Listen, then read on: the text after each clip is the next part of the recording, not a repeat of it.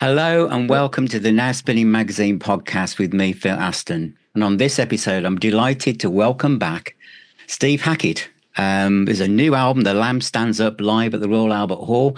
And the last time we spoke, Steve, you were just about to embark on this tour. And so much has happened. In fact, you've only just arrived back from the land of the rising sun, haven't you, Japan? That's right. Yes, indeed. Yeah. That was, I think it was Amanda's first visit for about 15 years as well. She went That's with right. you. Yes. It's amazing to think that there was 15 years in between. The years just go so quickly. It's funny when you're a child and you reach the age of about 10, you think it feels like 100 years, compared with the 15 years ago. If you'd said to me it was 5 years, I would say, that's about the right. time does fly, unfortunately. And but it was amazing going to Japan. The interesting thing was because you can't fly over Russia at the moment. We went via, I think it was the Black Sea, and certain places you have to avoid, like Iran, etc. So it took a lot longer to get there than usual. And then when we came back via Alaska. Wow. We'd actually covered.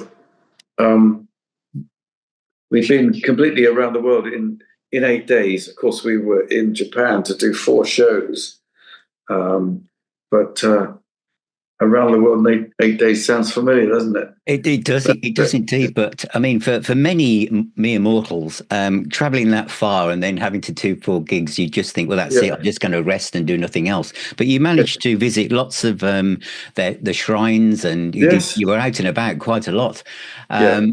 Which did you? Because I know you and Joe like to absorb the local culture if you can. That's right. Yes. Does this kind of, especially visiting these kind of shrines and things, did it impact on how you approach any of the music? I know you're so well rehearsed, but did it change any of the improvisational aspects of the performances, perhaps? Well, I would say probably long term it changes you. In the short term, to be able to perform and have some improvised moments. Things have changed slightly, not necessarily because of Japan, but for instance, doing Fly on a Windshield from Land Lies Down on Broadway, which was always a guitar moment, really. It's very odd that I always saw it as a floaty guitar thing, and sort of swimming in and out of the chords, which came from keyboards, orchestral in spirit. But it's only recently that I've started to think about New York, and I start doing police car noises with my guitar. So it does police car sirens very well when there's a chase. So I can do a police car siren chase, winding down as they stop. And that's part of the solo I do on that. Sometimes I use a backwards sound as well. I can do a live backwards thing, and sometimes I take it up the octave as well. So that's changed over time. I wasn't doing that before. God knows why I didn't think about doing it. I couldn't have done that 50 years ago. Guitars didn't do that. Interesting. As we've landed on Flying Up Windshield, I think I'd like to expand on that, because to me, that's one of the centerpieces of the new 2 CD Blu-ray vinyl set. Steve, Rother is you two. You almost as if you're telepathically connected to this. It's just both of you have got your eyes closed at different parts, and you actually think, how did you know at what point you were going to come out of that and look at the rest of the band and say, we're done? Well, there was a cue to come out of it. There's a phrase that I play. And so the band follow that. There's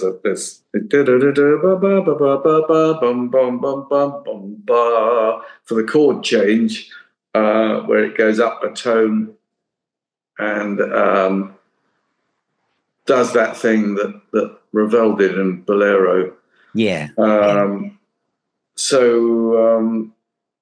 But working with Steve Rothery, I thought it would be quite freeing for him. That I said basically it's an E minor, but the chords change within it. Yeah, you play an E minor thing, and so he said, "Yeah, okay, fine." It meant that he didn't have to do any rehearsal. He just came to the Albert Hall on the day, absolutely winging it, and playing marvelously well and very melodically. It's interesting. He and I have been doing jams over the years, various things, and we're going to be working in a couple of weeks' time together. Yeah. So that's interesting. Working with keyboard playing pal of his, Riccardo Romano, who's from Rome, and I've recorded with him recently as well. So that's interesting. Roger is going to retire at the end of this year. He says he's going to retire from music. Right. This is probably the first public announcement of that. But I haven't asked him when he wanted to let that news out. So I guess, I was rather hoping that Roger wouldn't. But as we've been working together as musical partners for about 30 years now, but he has his reasons, and it's interesting seeing, what comes now, working with various people, whereas I would only be working with Roger first of all, getting the blueprint, then we'd add humans to taste. That's the way we've worked for many years, but I'm changing that now. I'm forced to change that and take a chance on some other people, and it's already producing some different results. So I won't be falling back on certainties and falling back on laurels. But the main thing is to remain productive and keep it coming. Keep the ideas coming. Well, you certainly are productive. I mean, Roger's like your orchestral foundation, isn't he? That's right. Yes, we've normally what we've done is orchestral sketches, and then we add either a real orchestra or one or two players to augment that. So either way, it ends up sounding like an orchestra in the end. It certainly does. So I'm looking for someone who can orchestrate and do that. I can do a certain amount myself. I'm learning, and I've done it in the past, but there's certain technology that we've arrived at that drives a lot of this stuff. Funnily enough, speaking of fly on the windshield, even though I've recorded it a number of times, I've got to admit that what keyboards did on the original and what Roger does when we play it, in a way, it's orchestral in spirit. Yeah.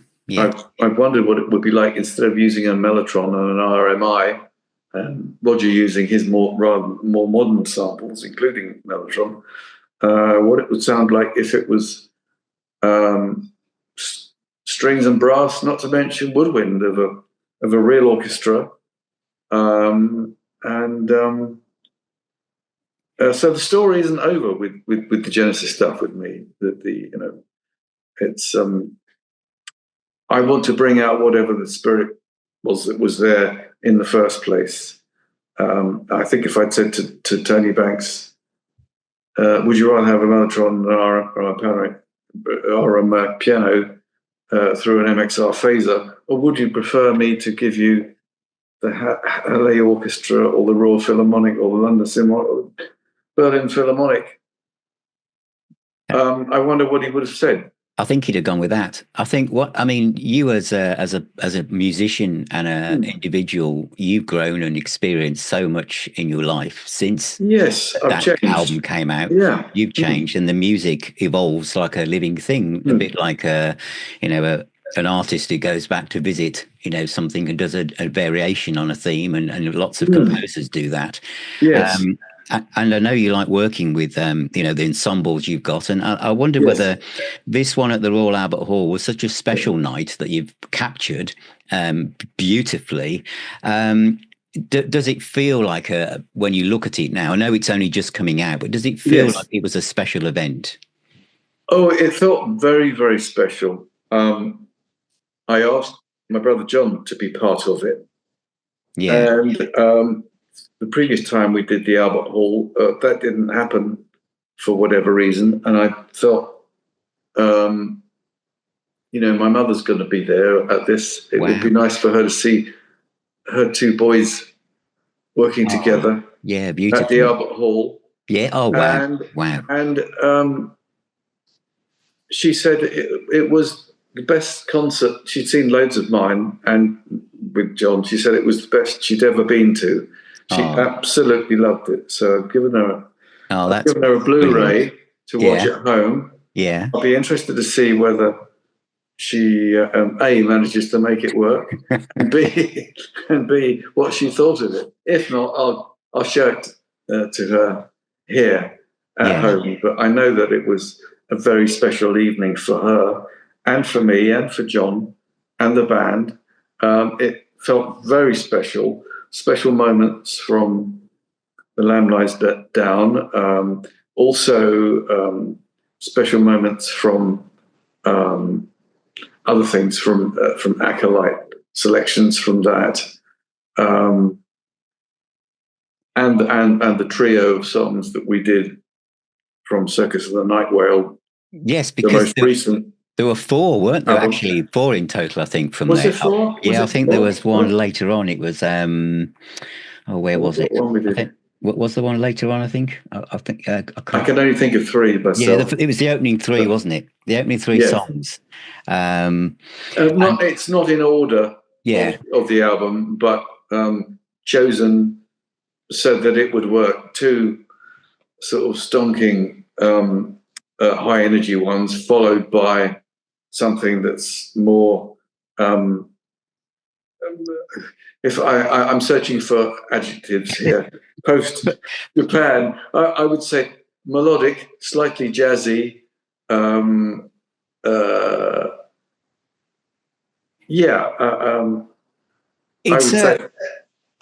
thought I just wondered how pleased you were with how the new album had translated to the stage, because I felt that these songs have got so much power and emotion behind them, because I know it's autobiographical in nature anyway. But how did you? Because I know when we last spoke, you were saying you were wondering how you were going to arrange them for stage. But it sounds fantastic to me. Well, is that as a result of you having seen it live, or watching it on the Blu-ray, or listening to CD that you would say that? That's a very good point, because there's something I put in. I put down how People of the Smoke.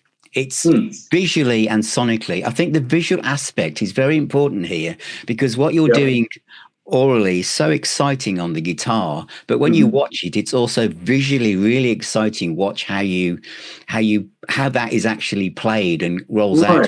I think there are all of your senses are completely engaged in this. Yeah, it's actually, I would say People of the Smoke is the most difficult track to play, because it requires the guitar and the guitarist, obviously, to do some extraordinary things. Enough, yeah. And it's right on the edge of what I think the guitar can do. And I always think, if I have a good night, that's when I get it right. There's a solo at one point. you'd think that would be the most difficult thing, but it's not actually that. It's the little moments of tapping with two fingers. Yeah. That's quite a difficult moment to do. It's easy to lose timing with that. It's quite ambitious because it's tricky timing. So to get that under control and then to go to different tapping that's further down the fretboard. I figure that if I have to be very centered is what I'm saying. Yes. To get that. It's easy to fall off. If you're slightly nervous, you will screw it up.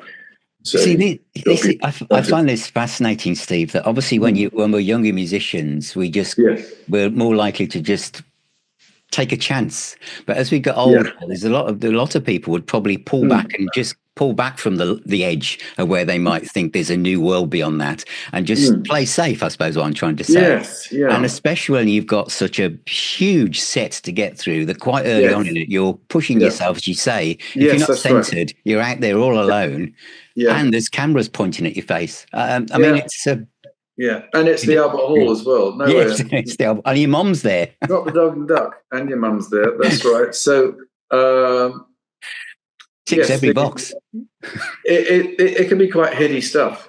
Sometimes I feel like when I was doing this show, I was thinking, it's like the music within itself is like riding a thoroughbred in a race, but don't fall off. And I don't mean speed. No, I mean something else. That tightrope, being under control. But also having perhaps the nervous energy of being able to try and give your absolute best, but with the pressure of thinking that the Albert Hall has seen every great player in the world on that stage at some point. So all the heroes, all the immortals have been on that stage. And so don't screw up. That's it. Yeah, because the thing is that if you playing something as complex as that, if you play it too technically, it loses the feel of it. Because otherwise, it's almost mathematical. Some guitar pieces can be, but so it's a fine line, isn't it? While keeping what you feel inside. I think that I have learned because it's. All the Genesis stuff was very tightly arranged music, and not a note was changed from night to night. And then I got to the point where, many years down the line, I take more chances on things like Fly on a Windshield or Supper's Ready if I'm doing that, where I can go off on one at the end or during Fly. But I want to try and I don't want to outstay my welcome, but at the same time, I don't want to underdo what the guitar can do. So there's moments of I think, I've just played something intelligent. I've just played something stupid, but I've got to go through it to get to the other side. So excuse me if that wasn't a surprising phrase, but there'll be some surprising moments within it. So you've got to allow yourself room to take a little bit of jazz sensibility, allow the spirit to come through, perhaps. And sometimes you will surprise yourself. So I'm allowed to do that, I think, and not to let fear limit you. I think that's where I'm at now. That's different to the younger player that I was. Now I'm an experienced player. Yes. Doesn't mean I'm thinking, what I'm doing here is godlike. Bugger me, no. No, it's human. And it must be allowed to fail in order to get to another glorious pasture, if you like. Well, I guess to learn. Sometimes it's the mistakes where we learn something. It opens up a doorway we didn't know it existed. That's it. Yes. To improvise, I think is good. I think there are certain bands who congratulated themselves that they were improvising in front of, huge crowds of people, and it's not easy to do, but you've got to be in touch with yourself and the crowd at the same time, steer some sort of middle course. Yeah. Between Scylla and Charybdis, Well, exactly. I mean, looking again at Fly on the Windshield, I mean, Steve comes on and he's not, whereas you as a band have been on stage for a while by this point. Yes. You're all warmed up and you're completely in tune. He walks in cold. Yes. And just starts improvising. That's amazing talent. But didn't he sound magnificent when he steamed in and aggressively and with a bright sound, and I thought that was just terrific. Yeah.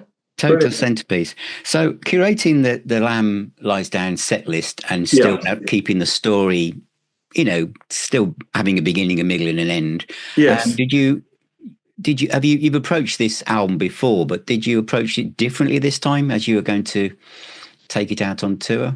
Well, as I've probably said before, there were 9 selections from the Lamb. In order to allow space for other things within the set. So currently, I've added Supper's Ready back in there, which is replacing Moonlit Night and Cinema Show. Yeah, both of which are favourites in their own way. But then so is Supper's Ready. So I'm taking the Supper's Ready bit to Italy, to the States, so that there will be something different for them to absorb if, for instance, they saw the Cruise to the Edge show. Yeah. So all I can say is, I try and vary it and keep the surprises coming. It'll be a challenge. I did 2 interviews today for enough of different people in different parts of the States, one in Buffalo and the other one in Ithaca. Yeah. And, they're both very close to water and waterfalls. Of course, Buffalo has got Niagara. Yeah. Ithaca's got some extraordinary things, university town. I don't often get to go back, so that's interesting. And it'll be interesting to go back to the States. We'll be splitting playing this stuff. We started doing this tour last year, and now it continues on back to the States, but hitting places that we didn't do, to give them this slightly varied show. But it's an enormous tour, isn't it? It's huge. Yes. It's we've been pretty busy. It's as I say, just having come back from Japan alone, I hadn't done Japan for a few years. We were due to do Japan at one point, and then COVID happened, and so we were due to take the Foxtrot tour there because we had a Japanese gateway. We were using a sort of thing at the backdrop of that, and so I apologized to the Japanese, saying, "I'm sorry, I couldn't bring that to you, but we can bring you a substantial part of that album, Supper's Ready," which I guess is the main focus of that album, really. So, in a way, they get a similar amount of stuff from Foxtrot as they did from Lamb Lies Down on Broadway. So, I mean, on the Lamb material, I mean, Ray Wilson inhabits the Carpet Crawlers track perfectly, doesn't he? Yes, a very idiosyncratic version of it. I liked it. He was almost talking it and playing with it, which, the idea of making it your own appeals to me greatly. If people want to sing along and sing the original, fine. The record's there. Exactly. It's at home, isn't it? I've recorded it with him before where he's pretty much singing the notes, but this time I could tell he was, as I say, he was making it his own, which is what every singer should do if they're going to sing this stuff. I don't mind it when Nad goes off the block and sings some variations on endings of lines, because it's within the spirit of what we were doing at the time. In other words, music that continues to evolve, but is authentic. Well, it needs to be authentic, but not slavish. Yeah, he's interpreting the music. It's not. I mean, it's not a karaoke performance. He's inside the songs, and he's feeling the lyrics as best he can. Yes. It's quite a surreal story. Yes, but I think he does all of the Lamb Lies Down stuff is meticulously performed, but also very, very good. Also different, but also new. It's a new experience. I love it. The last time we were talking as a Genesis band in 2005 or 6 about going out and doing Lamb Lies Down on Broadway, which never happened, of course. Yeah, band politics never seemed to produce a terribly positive result. Communication ends up being phase cancellation at the end of the day, the Mexican standoff aspect and all this sort of stuff. Yeah. It's very nice to be able to go back and do it and honor it and do it politics free. I think that's not what I meant to say, but I know what you mean. Lost my thread because of Japanese. I'm somewhere in Japan at 5 in the morning. I'm not surprised, Steve, but I know what you mean. So if I'm not making sense, I plead not stupidity, but something else. I feel that the music on this new set has room to breathe. It has room to expand, but still be what the music you love. And the other album that gets, I think 3 songs, I've got it right this time, is Voyage of the Acolyte. Yes. Now this is my wild card question, I guess, because it's kind of like I'd like to see, which I know commercially probably couldn't happen. But this is the anniversary of this. It's a big time for it. This is your first solo album. Yes. And the music, the album, the tracks you did from this, obviously that's the one with your brothers on one of the tracks, and it's just beautiful. And the new album, I just wondered, somewhere in the far distant future, I mean, this album and the Whale would with other highlights would probably make a great set. You like them both in their entirety. Yeah, I think this is where it started, and this is where we are, because it is autobiographical, and that's the album that started you down the solo path. Yes. Well, funnily enough, I do believe that my brother is out doing, because he was an important part of that. He was album.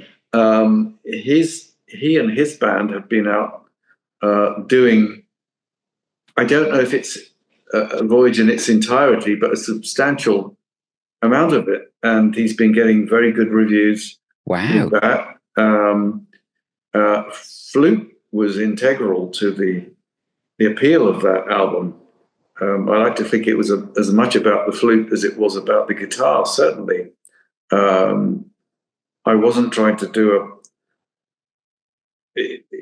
I was in Genesis at the time. I wasn't trying to do a Guitar Heroes album. I wasn't doing a heavy metal album. The idea was that guitar was just part of a number of things that we could deliver to tell the story. Particular team at that time. Ever since then, there's been much more pressure, if you like, to go out and show what you can do. And so I apologize if people think that my stuff has become less mystical and more literal. But as a guitarist, I see him playing. Yes, that's what guitarists do. I'm doing new material, and I'm trying to be surprising with the new material. So there are tunes where I'm thinking of one track that's a kind of flagship track for it, where you have quite a lot of music that's kind of orchestral in spirit and cinematic, and the guitar doesn't really make an appearance until at least halfway through all of that. And I haven't been brave enough to do that in the past, but I'm going to be brave enough to do it now and go, if that's what it takes, then that's what it takes. And I'm sorry if people were expecting a heavy metal player, and there's nothing wrong with heavy metal, and one of these days I'll probably do a heavy metal album, but at the moment I'm focused on trying to do broad music that's as inclusive as possible. If people want to call it progressive, so be it. I'm trying to do music that reflects travels throughout the world as well. The fact that I've, played with some African drummers on this album, and amongst other things. So, there's all of this. Well, so I'm on drums at one point. Can you imagine that after all these years? And I'm so happy to do that and change the game, as it were. And people say, "Well, I didn't expect you were going to do that," but that's terribly important to do. What is I think unpredictable, should we say? Yes. I think in many ways that music now is beyond boundaries. It's music, even old music is new music if you've never heard it. But I think one of the things I want to mention, while we've still got time, because based on what you've just said, I think this is really important, because you do so much work. And I'm thinking Bay of Kings, Momentum, Tribute, Metamorphosis, this album, for instance, was one of my. I know it's a reissue, but it's fantastic. And Chacon, Chacon, I mean, it's a beautiful piece of music. Yeah, but it's also a bit like you've just done with your new stuff, saying this was that was another track that pushed you, right out to the further limits of what your abilities. Oh yes, absolutely. Yeah, it was the most difficult thing I've ever played. But you wanted to do that. You didn't think, well, I'll go over here a bit. I mean, well, it was the Chacon was the Everest of classical guitar playing. Yeah. I remember Christopher Parkening, American guitarist who specialized in playing Bach, said with the Chacon, he said, all technique is there. So it was ironically the first track I recorded on that album. I thought, if the Chacon works, everything else will work. We'll start with Everest, and then we'll make our way towards the smaller mountains. That's my way of challenging myself, justifying where it can go, and turning music on its head. And okay, if we can hit Mars, we can do the moon. Or is it now Voyager? I can't quite get the lines at the end, the famous lines at the end. Let's not reach for the stars, we have the moon, something like that. And I think it's important to not be entirely comfortable with everything that you're familiar with. And much as I'd love to go off and do another blues album, because it's this thing about when I last did a blues album, I hadn't really perfected finger vibrato. I don't know if anyone ever really does, because I can do a killer vibrato compared to what I did when I was doing that. But it was also about the harmonica. It was Blues with a Feeling was also as much about the harmonica as it was about the guitar. So to show people where I came from, my original roots was harmonica playing. That was the big but it's thing. It's where your guitar inhabits. It's the song it's inhabiting. That's how you express yourself. It's not about, right, I'm going to play some really aggressive guitar now. You're listening to the music. So I know this is the album that's everyone should go and get, because it's beautiful. But it only feels like a few weeks ago that this appeared. Yes, so was that two completely different live shows. That one was a much smaller, intimate setting, as you can see. Trading Boundaries is a lovely a showcase venue, and the Albert Hall is something else. So you've got this fiery aggression, and then you've got absolute stillness in some of the stuff that you play. And I think one of the things, Steve, that I feel is that you're one of these guitarists that erases genres. You're kind of you just wipe that away. So it could be classical, so. It could be rock, it could be prog, it could be blues, but it's all about you expressing yourself through whatever the song feels like it needs to do. Yeah, because it seems to me that musical genres, people tend to get known for one thing. Yes. But if you feel any sort of affinity with any, I use the word foreign genre, there's no reason why you shouldn't have a closer acquaintance with that genre. Try it and see. Yehudi Menuhin, playing classical music, and then I believe working with Ravi Shankar. How does that work? Where you've got improvised ideas, and a man completely taking a complete chance. I mean, I don't know what it would have been like if Ravi Shankar had attempted to play Bach on a sitar. I suspect it wouldn't have worked, but there may be a man out there somewhere in the universe who will say, yes, I'll dispel that myth and show you that it's perfectly possible to do so. And I would like to think that Bach, as I'm sure he's still around in spirit somewhere in the universe, will be very interested in seeing where that might be taken. So to do the impossible, I think, is really the challenge. I've gotten a little closer to the spirit of flamenco music in recent times with nylon, and I'm sort of exploring something that I hadn't really invested much time in before, which is the percussive quality of nylon guitar, and seeing what you can do with that. It sort of forces you to be your own drummer, and it's a very exciting instrument. Yeah.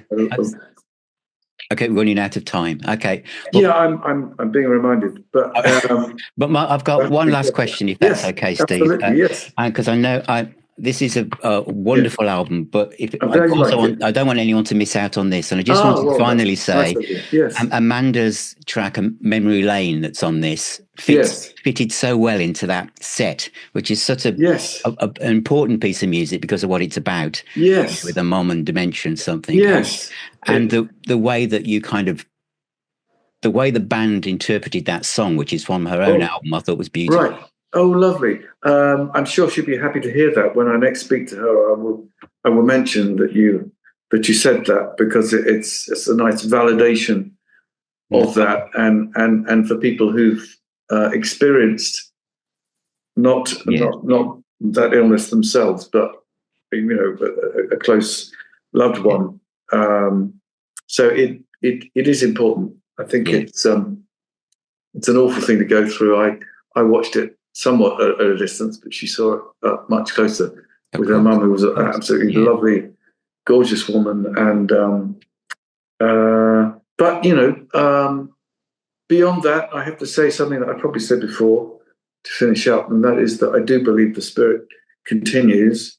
Yeah, and I believe I had the communication from her mother after she passed, a couple of days afterwards, and it was that's lovely to hear. Deeply spiritual experience, and I think it's very reassuring to know that yes, it is. That death isn't the end. You could say that death was the great imposter. Yes. And I think it's so important to be open to that possibility. Yes, I totally agree. Well, thank you very much, Steve. The Lamb Stands Up live at Royal Albert Hall is out now, and thank you. I always believe that music is the healer and the doctor, and your playing and your music is absolutely ticks all of those boxes for me. Oh, thank you very much. And so it's Hackett songs. You'll get all the tour dates, and there are loads of them. But thank you so much for your time today, Thanks Steve. once again. And best wishes to you and Joe. Albums. I'm looking at my my past on your walls here. Yeah. And that's great. Thank you so much. Thank you. Once Thank again, you very Phil. much, Steve. All the Thank best, you. mate. So a huge thank you to my guest, Steve Hackett. I feel incredibly humbled that it's the fourth time I've spoken to Steve. He's one of my favorite musicians, and his style of guitar playing, he covers every genre, every single genre. And there are moments on this new 2 CD DVD, also available, I think, on a 4 vinyl set, where his guitar playing is visually as well as orally just absolutely jaw-dropping. You know, most people when they get older start to kind of pull back from going too far close to the edge. Great prog term, that, it close to the edge, in case they kind of, it doesn't quite work. And this is taking risks at the Royal Albert Hall with his mom there and his brother, and it being recorded. Amazing. But I did seriously want to mention that album because that's the one that's just coming out. But I also wanted to make sure that none of you have missed out on this. I have covered this on Now Spinning Magazine and reviewed it. But I think the reason why I wanted to do that is because I do believe that Steve's guitar playing crosses and wipes away all genres. It's music. And like he said, you know, whether it's Ravi Shankar or whoever, he's a kind of musician where if he's in Europe and the way that him and Joe kind of absorb cultures from around the world, imagine you've got people from all over Europe and Africa and just a few, well, not all of them, a group of musicians from different parts of the world, let's say Alaska, Australia, and you put everyone in a room and everyone starts to improvise. What genre would that be? It would just be music, wouldn't it? It would reflect where you're from, but it would be going to a place that would be completely unique. Anyway, thank you very much. That A Lamb Stands Up, Royal Albert Hall, is absolutely brilliant. And thank you again to Steve Hackett, my special guest. Go to Hackett Songs, where you can see all the latest blog posts. Steve has a very busy blog telling you what's going on in the world of Steve Hackett. There's loads of videos and stuff to listen to. And the tour is like, the tour dates are like from a band who's just been signed for their first record label. That's how it reads. It's absolutely incredible. So anyway, thank you for watching. Thank you for listening. Please visit nowspinning.co.uk. Subscribe to the YouTube channel. And if you want to join our private Facebook group and WhatsApp groups, then become a patron or YouTube member. And you can also come to our own virtual pub called the Now Spinning Arms. But remember, music is the healer and the doctor. I really believe in the power of music. And thank you so much for all of your support. And please take care. Keep spinning those discs. And I'll talk to you all very, very soon.